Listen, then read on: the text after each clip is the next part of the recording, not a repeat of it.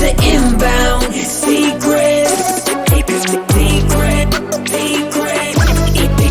My name is Bryce, and I'm your host for The Inbound Secret, where we're talking with top performers and health experts and sales badasses alike about their strategies to optimize their well-being and performance. Once again, this is The Inbound Secret, and let's get rocking and rolling. This is the inbound. This is the inbound. This is the inbound. The inbound. This is the inbound secret.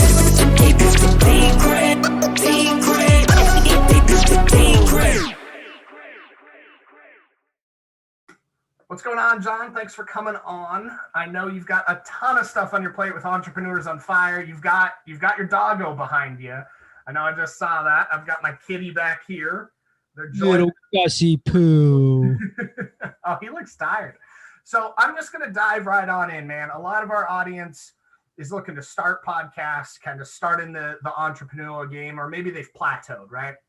You've been able to generate 16 mil plus by using this platform, something that everybody from Joe Rogan has proven to be viable to Tony Robbins and yourself. For the people getting started in it, what's kind of the fulcrum point that they need to focus on? Is it consistency? Is it content? Is it guests? Tell me about what's gotten you to where EOF is now. Listen, I was a first mover. First movers get the first mover advantage. I launched a show interviewing entrepreneurs that if I launched in 2021, it would fail, it would flop, it would never get off the ground because everybody's doing it. The reason why I won was because back in 2012, I identified a real problem in the market, a real void. There was no daily podcast interviewing entrepreneurs. So Bryce, the day I launched Entrepreneurs on Fire, it was the best daily podcast interviewing entrepreneurs. It was the worst daily podcast interviewing entrepreneurs. It was the only daily podcast interviewing entrepreneurs. I was the only show in town. That was it. That's why I won. And the same goes today. You need to identify how you can be the only, how you can say, what is one problem in this world that my podcast can provide the best solution to? If you do that, you will win. If you don't do that, you will lose. I wish it was more complicated, but it's not. Well, it's I love the simplicity. One of the biggest things that we teach here, because we're all about helping people thrive, not just survive, right? And we have this, it's almost like this stigma that people have that come onto our show or that listen to the show or join our community is something maybe simple and easy, but what's the difference? Well, easy means it doesn't take a lot of effort. Simple means it can be done, doesn't mean effort's not included. So from the sounds of it, exclusivity is kind of the key nature of getting your podcast to where it's making a big impact as well as profitable. How, in your case, you saw a problem. What did you find helped you identify that issue that you could be the solution for? Because I was a consumer of content, brother. I was listening to podcasts. I found shows that I loved that were interviewing entrepreneurs, that were dropping value bombs, that were talking about their successes, their failures, their stories, this and that. I was like, this show's amazing. It comes out once a week. That's not enough for me because I just listened to all their back catalog in a month and this next show doesn't come out for 5 more days. I need more of this content. So I'm like, I'm just going to go find that show that's 7 days a week, dropping a value bomb episode with a successful entrepreneur. It didn't exist. And I said, why not follow Ghani's advice and be the change you want to see in the world? And you know what even fired me up even more, Bryce? I hired one of the top business podcast hosts out there, Jamie Masters. I joined Cliff Ravenscraft's $3,500 podcast masterminds. And what did they both tell me? John, it can't be done. It can't be done. A daily show can't be done. And I said, thank you for telling me that. Because if the best people in the industry really believe, truly believe this can't be done, and I find a way to do it, think about the opportunity. It's a game changer at that point, for sure. Bryce, the higher the barrier, the lower the competition.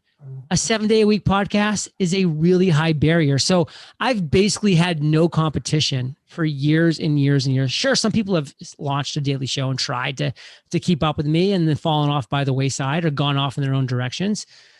you have to build a moat around your business. You have to do something that's going to make you the best and keep you the best. That's how you win. Awesome. So with a daily show, because we do this weird model where it's typically like 2 to 3 shows a week here at the Inbound Secret.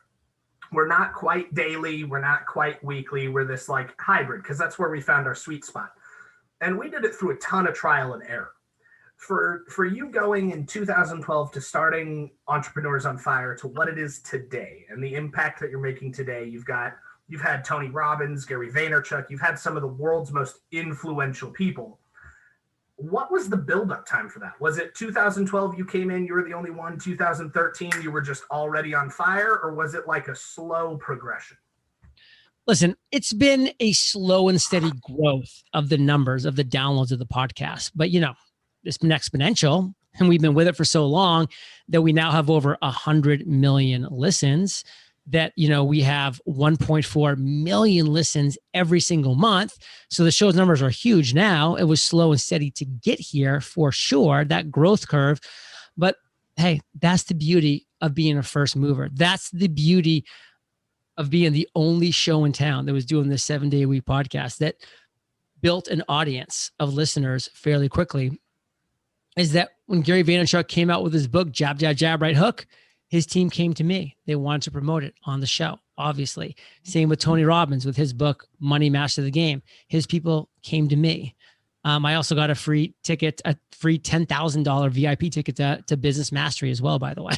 So like, it's awesome what happens when you have that opportunity, when you have, that audience, that control, and again, you get there by doing the things that we've been talking about, by identifying a real problem that needs to be solved and providing the best solution to that problem.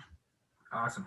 So one thing that I want to kind of focus on for probably about the remaining time we have in different areas, a lot of these people coming out, I know myself included at one point, was trying to figure out how to monetize the podcast space. And it pretty much comes down to the two most popular: monetized content that the podcast advertises for, the PR move, and then commercial breaks and sponsorships. How have you found the best way to still serve your intent, your purpose, provide that solution at the best way possible, and monetize the podcast? Listen, we have made millions and millions of dollars on sponsorships over the years. Just last month, we did $80,000. I mean, sponsorships are a massive income stream for us because we have a massive listener base, but that is not the case for 99.9% of shows.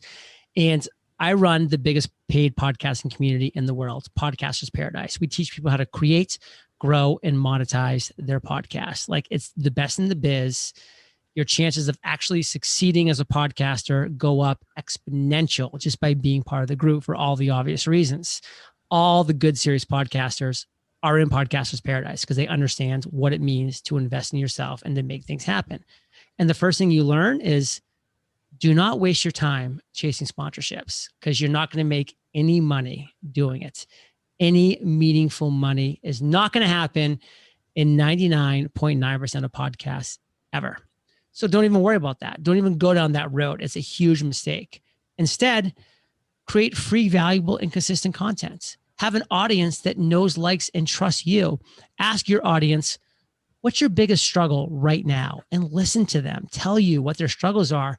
And then you provide the solution in the form of a product or a service or a community or coaching, whatever that might look like. You keep people in your community that way. You keep people in your sphere, in your circle, instead of sending them off to some other company and some other products and services for them to spend money somewhere else in exchange for you getting a couple dollars, literally a couple dollars for a sponsorship read. It's just not worth it. That's the best way to monetize by a long shot. Perfect. It seems to follow the same trajectory as really how social media has evolved, right? Social media for a long time was person-to-person connection, community builds, groups, and Facebook kind of led that trajectory of, well, groups can build a community that knows, likes, and trusts you, and you can monetize because now you can be the solution, the provider for their resolution. Is it true that you see the same trends, like many people do, between the evolution of podcasts getting more and more popular, especially through this pandemic, and the growth and success of most social platforms like Facebook, Instagram, etc. It's the same trajectory. It's the same exact story, different platform, different day. The one that's going up, catching on fire right now, which I'm a huge fan and a huge proponent of, is Clubhouse. It's crushing it right now. And if you're in Clubhouse, like, you know why, you know why, you see why it works. So it's the same story, different day. And that's why it's so important to always be willing to test, to always be willing to experiment in different things. Like, frankly, there's so many things over the years that haven't, tasted good to me, metaphorically. Periscope, Meerkat, TikTok, Reels, all these things, they've never interested me. So I just don't spend my time on it. But then something like Clubhouse comes along. And because I've said no to all these other things, I had the time, energy, freedom, and bandwidth to go like all in on something like this and to really make an indent. And that's where the key is. Awesome. So last but not least, I'm a big fan, the Inbound Secrets community is a big fan of helping impact-driven entrepreneurs win. We help winners win more, make a bigger impact. So like one of my good friends, Akbar Sheikh, says, so they can make more to give more, right? How do you see, and you've gone through this experience, you went through building something from scratch in 2012 to what it is now. What was your biggest motivator to stay committed to the consistency it takes to do a daily show? The ripple effect. Seeing that the interviews that I was doing, the words that were being shared by my guests, by myself on these episodes, were inspiring so many people around the world. And I'm talking about the 145 countries that our show is listened to in, to go and do something that they might not otherwise have done. And now they're inspiring other people, and so on and so forth down the line. That ripple effect, it's everything. It's why I kept doing the show for so long daily. That's why I've got to 3,000 episodes. And it's my inspiration. Awesome. I love it. Well, you guys heard it straight from John Lee Dumas's mouth himself. Impact first, solve the problem, be consistent at it, and go for that ripple effect with actual free, valuable content. John, I've got to thank you for making time to come onto the show. Everybody, I know you're running Entrepreneurs on Fire. What's the best place? Apple Podcasts, Google Podcasts, or Spotify? Well, now that you asked, specifically, I'd like to share that I spent all of 2020 busting my little booty, writing my first traditionally published book, The Common Path to Uncommon Success. It's a culmination of the 3,000 interviews I've done on Entrepreneurs on Fire. And I've been able to create a 17-step roadmap to financial freedom and fulfillment. I partner with HarperCollins. I've gone all in. I have Seth Godin, Gary Vaynerchuk, Neil Patel, Erica Mandy, Dory Clark as endorsers, personal endorsers of the book. And it's available on March 23rd. But don't wait for March 23rd, because we have 5 amazing bonuses for every single person who pre-orders. Just one of the bonuses, Bryce, I'm shipping all 3 of my journals to the door of every single person who pre-orders a $17 Kindle version of this book or the $28 hardcover. I'm shipping it to your door, $150 worth of journals shipped to your door, plus 4 other amazing bonuses that, by the way, we're pulling as the weeks go forward. So to get all 5 bonuses, head over to uncommonsuccessbook.com, uncommonsuccessbook.com. Pre-order today. This book will change your life. Awesome. I appreciate it. Guys, make sure you go there, uncommonsuccessbook.com, correct? That's the one, brother. Awesome. I hope everybody that's watched and listened takes advantage of that. John, I've got to thank you again. It was a pleasure having you on. You enjoy the rest of your day. Adios, Bryce. This is the Inbound Secret. Keep it secret. My name is Bryce, and I'm your host for the Inbound Secret, where we're talking with top performers and health experts and sales badasses alike about their strategies to optimize their well-being and performance. Once again, this is the Inbound Secret, and let's get rocking and rolling. This is the Inbound. This is the Inbound. This is the Inbound.